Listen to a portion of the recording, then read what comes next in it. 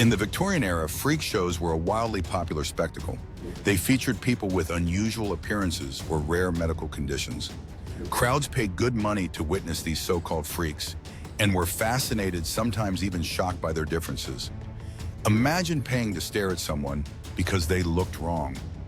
Welcome to the Victorian era, where freak shows weren't just popular, they were primetime entertainment. People with rare medical conditions or unusual bodies were sold as monsters, aliens, even living curiosities. And the audience? They paid big money. Not out of kindness, but out of sick fascination. Little girls with beards, men with two pupils, twins stitched at the spine.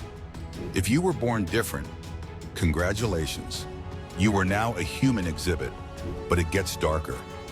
Victorians were terrified of beach nudity, so they invented bathing machines, basically rolling outhouses that women would change in. Once inside, horses dragged the box into the sea so no man could see a sliver of ankle. Purity, Victorian style, drown in modesty. But here's where it really slips into horror.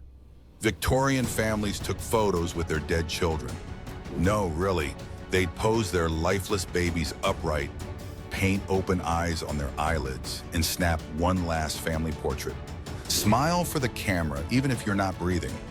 Why? Because death came cheap and fast in the 1800s, and photos were rare.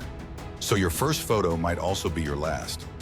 Now imagine flipping through a dusty photo album and not knowing which ones are alive, and which ones are just dressed to pretend